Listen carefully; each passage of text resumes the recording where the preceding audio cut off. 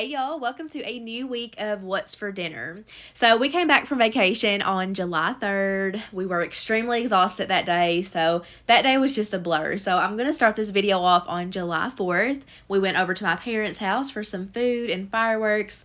So, there was some cheeseburgers and steaks, baked potatoes and corn on the cob, a peach cobbler, some macaroni and cheese, baked beans, and some cooked cabbage. There was also some hot dogs and some smoked sausage, so there was definitely something there for everyone. I decided to go with the steak because I've just been on a huge steak kick lately, but this meal was so nice to come home to after a full week of spending way too much money on food and just missing some good home-cooked food. So here we are, the first day back in my kitchen, and everyone agreed that meatloaf sounded good. Now, I have a few different family favorite recipes that I use for meatloaf, but for years, anytime I make meatloaf on YouTube, I get several comments about trying out this stovetop meatloaf recipe, so I'm finally doing it. This is my very first time, and I just wanted to see what all the hype was about, but as you can see, it's very few ingredients. It's extremely simple. All you need is one box of stovetop stuffing. It can be any flavor, a half a cup of water, and 2 eggs, and you'll need some ketchup. You'll need some for the topping, and you'll need about a quarter cup worth mixed in. And then lastly, just 1 pound of ground beef. You don't need any additional seasonings unless you just want it to, but I promise you that stuffing mix will make this perfectly seasoned. And I will say that stuffing mix really bulks up a pound of ground beef, making you be able to feed more for less money, which is always a plus, especially nowadays. But as you can see, I just got that dumped out into a casserole dish, and I'm getting that formed into a loaf. Now, sometimes when I make meatloaf, I do like to use my loaf pan, but sometimes I like doing it this way too because it makes it a lot easier to separate the meat from the grease. You don't have to worry about draining it halfway through the cooking time or it bubbling over and leaking into your oven. It's just a pretty mess-free way of doing it, I would say. But yeah, so as soon as I got that shape into a loaf, I'm just adding my ketchup on top. Now, I will say I have never just done straight up ketchup on top of my meatloaf, even though I know it's classic and common, but usually I like to add in Worcestershire sauce and brown sugar, sometimes other things, but I really wanted to stick to the original recipe to get the true experience. But I baked that at 350 degrees for 1 hour, and it was perfectly cooked. That ketchup was nice and caramelized to it, and my house smelled amazing. Now, I will say that I've never really been a fan of stuffing mixes, which is why I've held off so long on trying out this recipe, and that's only because of the dehydrated onions in it. Always come out kind of crunchy, and if you know me, I don't like onions, so that was still true with this meatloaf. I could still kind of pick out those little crunchy bits, which I don't care for, but I know that that's just a personal preference type thing, and most people don't mind it. But other than that, it had a really wonderful flavor and texture, and I will say that stuffing mix really made this meatloaf hold up perfectly, better than anything I've used in the past. It didn't crumble at all, and it cut into perfect slices, which is super satisfying, so I would totally make it again. The next day was a grocery shopping day, and I'm totally one of those people that after a long day of shopping with 2 kids, I do not feel like cooking that day. So pizza is just one of those things that we can all always agree on. And guys, let me tell you, this is the best store-bought pizza that money can buy. I promise you. I made this discovery a few months ago, and there is absolutely no turning back. So I buy this at Kroger, and it's not in the frozen section. It's refrigerated and close to the deli, and it's just $7. It comes in a disposable pan. There's absolutely no cleanup, and this one pizza is more than enough to feed my family. I don't know if you can tell, but it is pretty big, and they load on the topping, so it is very filling, very restaurant quality. It is absolutely delicious.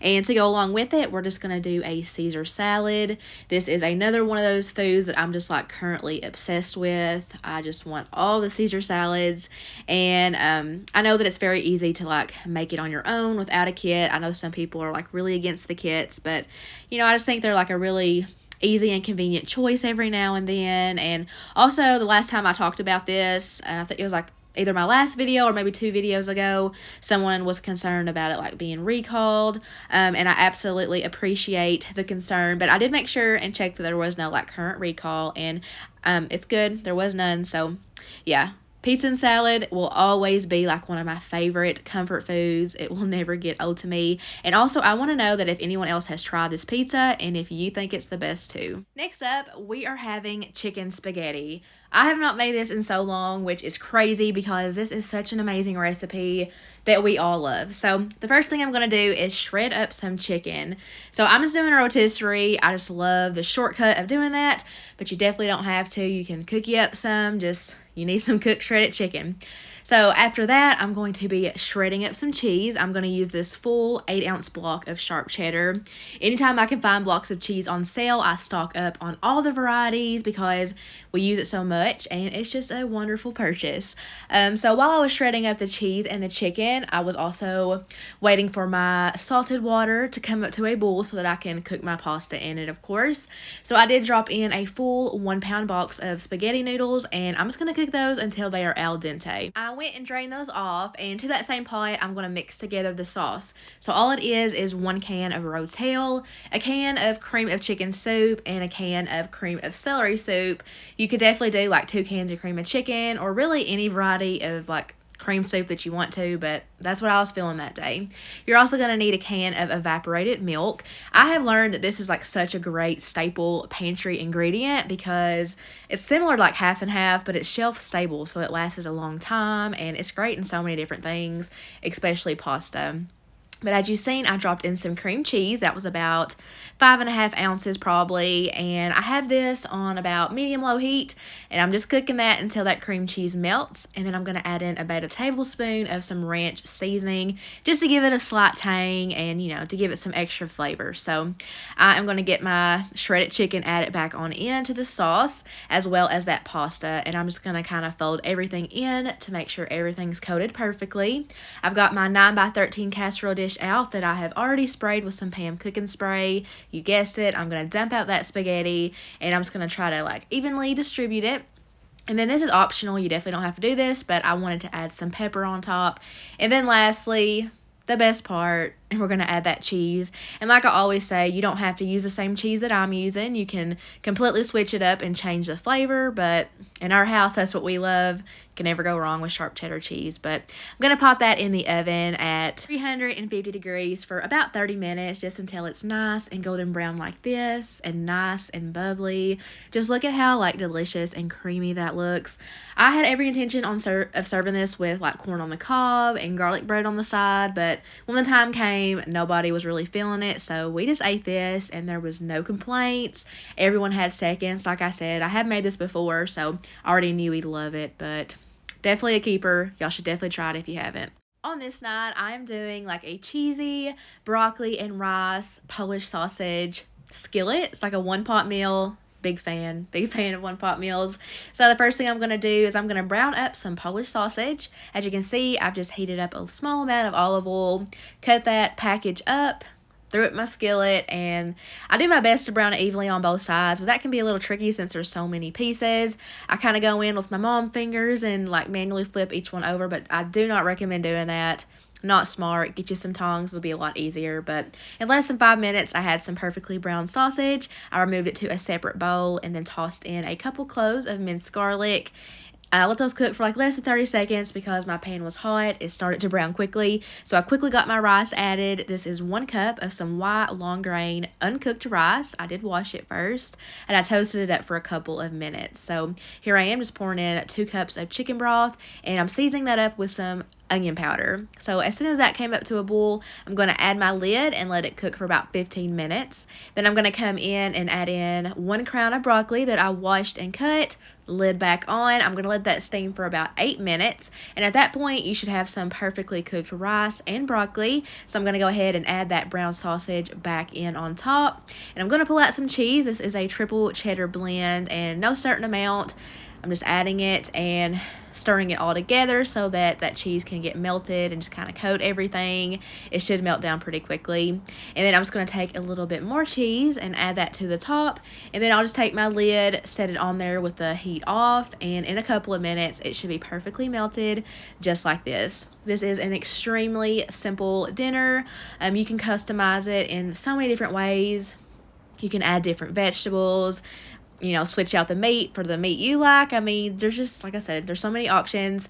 The only thing that I would do different next time, which is something that I honestly planned on doing, but I forgot, is just to season that broccoli a little bit before it gets steamed, because it definitely needs it. But other than that, it was just a great, easy, little basic meal. I topped mine with a little bit of black pepper, and I added some hot sauce to give it a little bit of a kick. To wrap up the week, I grabbed a package of these pork cube steaks while I was walking through my local Save-A-Lot. I had bought these once before to make some like fried pork tenderloin sandwiches, and they turned out amazing, so I wanted to buy these again.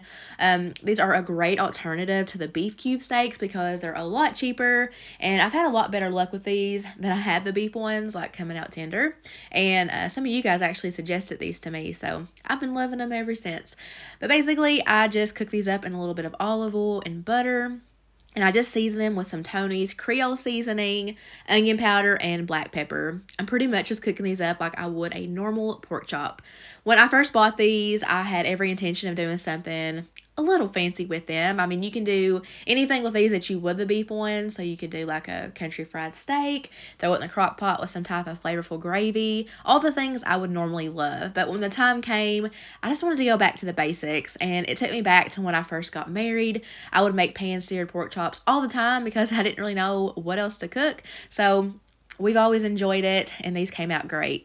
To go along with those, I also made a quick Italian pasta salad.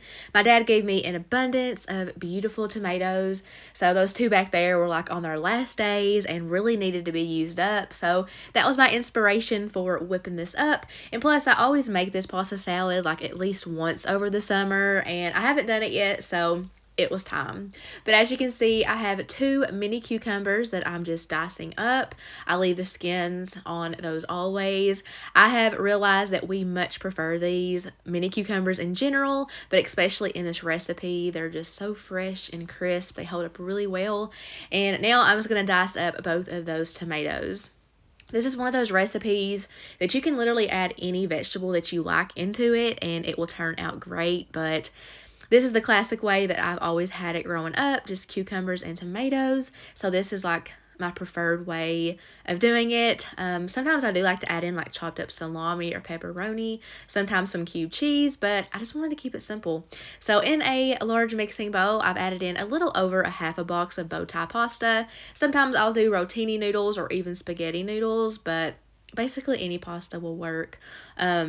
I am going to add in a good amount of this Salad Supreme seasoning by McCormick. I really love it. I also use this in potato salad, and I also really like it on avocado toast. The last ingredient, you'll need some Italian dressing. I have used a few different brands of this, and it always turns out equally just as good. I know when I was growing up, my mom would always use the Wishbone one. I wonder if they still make that. I haven't really looked for it, like, ever since I've been, like, an adult, but I'm sure they do. I've also used, like, the Olive Garden one, and that's really good, but basically, you'll just add as much as you want. I'm pretty sure the rule of thumb is, like, 1 full bottle for 1 full pound of pasta. Like I said, I use half of that, but you got to remember, the longer it sits in the fridge, it will absorb it. So anyways, it turned out great. I'm always happy when we get to have that as a side. The pork turned out nice and flavorful and juicy. I always like to dip my pork into some type of barbecue sauce, but that was dinner, and that is it for this video. I really hope that you found at least something throughout the video that maybe you'd like to put on your meal plan, or I at least sparked some, interest in getting back in the kitchen, just whatever it is. I hope that I could be helpful, but if you made it this far, I want to thank you so much for watching. I hope that you all have an amazing week, and I will see you in my next video. Bye, guys.